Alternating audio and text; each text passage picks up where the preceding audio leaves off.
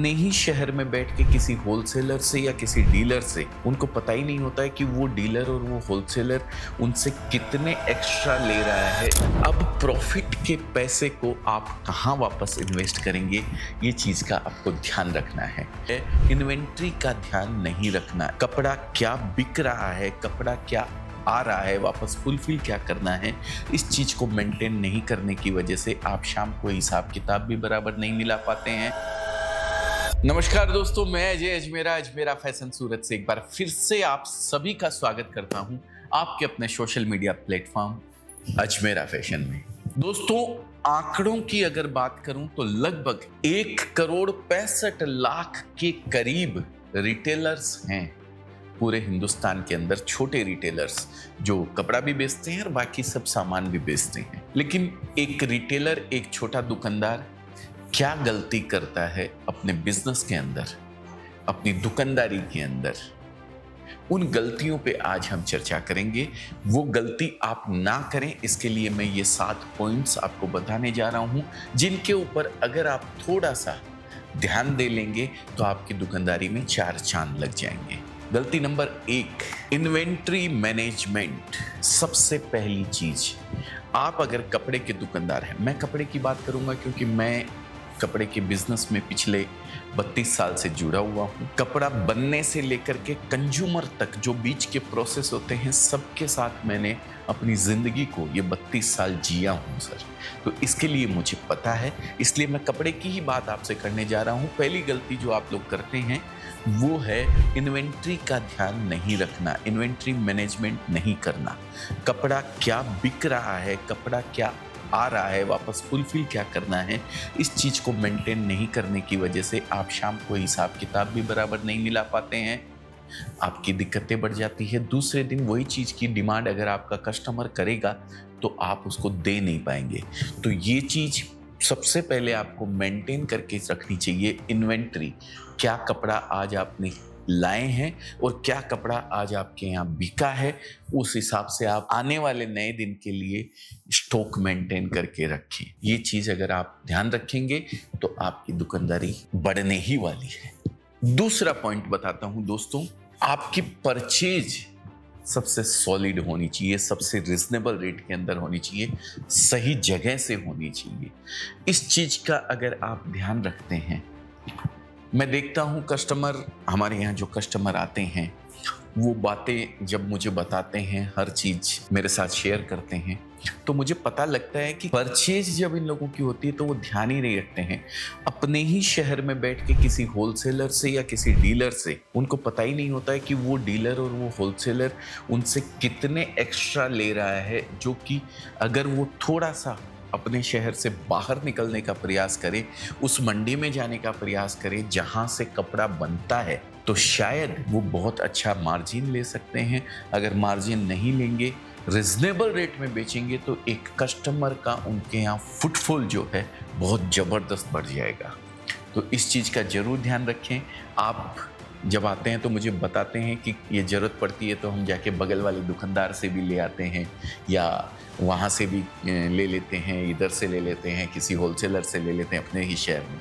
तो इन चीज़ों का थोड़ा सा ध्यान रखें आप। इन्वेंट्री सही समय पे सही चीज़ सही जगह से परचेज करके रखें तो सही रेट में आप बेच पाएंगे। सही रेट में बेचेंगे तो कस्टमर का फुटफॉल आपके ऊपर बहुत अच्छा रहेगा, आपकी दुकान के ऊपर बहुत अच्छा रहेगा। ये हो गया दूसरा पॉइंट। अब आते हैं हम तीसरे पॉइंट की ओर। तीसरा पॉइंट है, आप जब कपड़ा बेचते हैं तो पैसा आपके पास आता है। कोई भी प्रोडक्ट आप बेचते हैं तो पैसा आपके पास आता है। पैसा आपके पास आता है तो पैसे जो मूल लागत है आपकी, वो पैसा तो आपको मिलता ही मिलता है, उसके साथ आपका प्रॉफिट भी मिलता है। अब प्रॉफिट के पैसे को आप कहाँ वापस इन्वेस्ट करेंगे, ये चीज का आपको ध्यान रखना है। ठीक है, घर खर्चे में चला जाएगा या थोड़े जो आपने एक्सपेंस अपनी दुकान के कर रखे हैं उनमें चला जाएगा, लेकिन उन सब के बाद भी आपके पास कुछ न कुछ पैसा बचता है।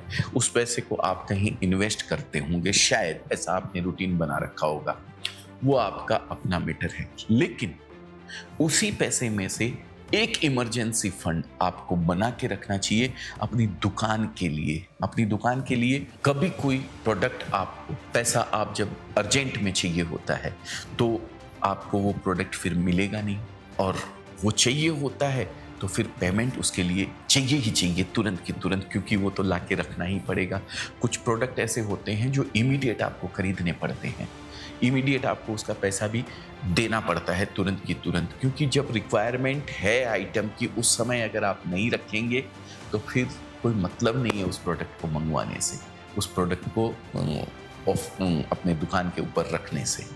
तो एक इमरजेंसी फंड ऐसा जरूर रखें जो कि आप कुछ इमरजेंसी प्रोडक्ट की जब रिक्वायरमेंट होती है, स्पेशल रिक्वायरमेंट किसी कस्टमर की होती है, तो उसको तुरंत की तुरंत उस प्रोडक्ट को प्रोवाइड आप करवा सके। तो इसके लिए एक इमरजेंसी फंड हमेशा बना के रखें। बाकी तो रूटीन आपका चलता ही रहेगा, जैसे ही पैसा आया है वैसे ही आप वापस बेच के अपना माल पेमेंट वापस फुलफिल करते ही रहते होंगे।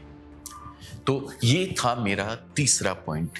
तो दोस्तों बढ़ते हैं चौथे पॉइंट की ओर, जो एक छोटा दुकानदार शायद करना भूल जाता है, जो उसको करना चाहिए काम। अपने कस्टमर से प्रोडक्ट के रिव्यू के साथ साथ जो सेल्समैन उसको कपड़ा बेच रहा है, मैं कपड़े की बात कर रहा हूँ, अगर आपके पास कोई दूसरा प्रोडक्ट हो तो आप उस प्रोडक्ट के लिए समझ लें, जो भी प्रोडक्ट आप बेच रहे हैं उस प्रोडक्ट को सेल्समैन ने कैसे बेचा है, क्या बेचा है, उसका रिव्यू कस्टमर से जरूर लेना चाहिए। रिव्यू के साथ साथ उससे ये भी पूछना चाहिए कि हमारे जो सेल्समैन हैं उनका व्यवहार आपके साथ कैसा रहा, क्या रहा। अगर इसको आप एक ऐप के थ्रू भी मेंटेन करके रखते हैं, आजकल डिजिटलाइजेशन, हर चीज़ डिजिटल में कन्वर्ट हो गई है दोस्तों।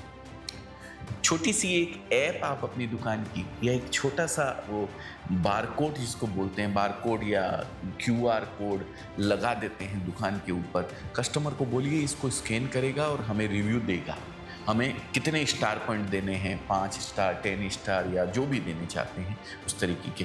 कुछ नहीं लगता है इन सब चीज़ों का, आजकल तो बहुत सस्ती हो गई है। ऐसे ही शायद आपको गूगल पे सर्च करने जाएंगे तो आपको मिल जाएगा।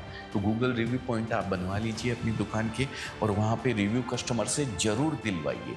इससे आपको अपने आप में इम्प्रूव करने में बहुत बहुत बहुत सुविधा मिलेगी। आप खुद अपने आप को इम्प्रूव करेंगे, आपकी गलतियाँ आपको पता लगेगी। कहते भी है ना, निंदक नियरे राखी आंगन कुटी सवाए, बिन साबुन पानी बिना निर्मल करे सुहाए, है ना। बिना नहाए धोए, बिना साबुन के भी आपकी काया को निर्मल कर देता है आपका निंदक। कौन? जो आपकी निंदा करता है। तो रिव्यू, एक्चुअल रिव्यू आपका क्या है वो आपका कस्टमर ही आपको बताएगा। कैसा उसको आपका प्रोडक्ट लगा, कैसा आपका व्यवहार लगा, कैसे आपके स्टाफ का व्यवहार लगा, आपकी दुकान के बारे में क्या वो रिव्यू देना चाहता है। ये सारी की सारी चीज़ आपका कस्टमर आपको गूगल फॉर्म भरवा लीजिए या गूगल का इस QR कोड स्कैन आप डलवा लीजिए, उस पर रिव्यू मिलता है, वो आप जरूर डलवाइए। ये 4 गलतियां ऐसी थी जो हमारे रिटेल कस्टमर करते हैं, और बाकी बची हुई 3 गलतियों के लिए कंटिन्यू बने रहिएगा। नेक्स्ट वीडियो के लिए, वीडियो काफ़ी लंबा हो रहा है इसलिए मैं यहीं ब्रेक कर रहा हूं। अगर 3 गलतियां और आपको जाननी है तो कंटिन्यू बने रहिए हमारे चैनल के ऊपर और सब्सक्राइब कर दीजिए अजमेरा फैशन को। इसी तरीके की छोटी छोटी जानकारी जो आपकी दुकानदारी में 4 चांद लगा सकती है, फुटफॉल आपका बढ़ा सकती है, ऐसी जानकारियों को हमेशा रेगुलर आपको मिलती रहे, इसके लिए सब्सक्राइब करने के साथ बेल आइकन भी दबा दीजिए। और जो गलती करता हुआ नजर आ रहा है उसको इस वीडियो का लिंक भेज दीजिए, मतलब शेयर कर दीजिए। बहुत बहुत धन्यवाद आप सभी का। मिलेंगे नेक्स्ट वीडियो में बाकी की बची हुई 3 गलतियां जो आप रेगुलर करते हैं, जो हम और आप छोटे छोटे दुकानदार जैसे भी हैं वो करते हैं, लेकिन उनसे सीखकर अपने आप में सुधार कर सकते हैं। जय हिंद, जय भारत।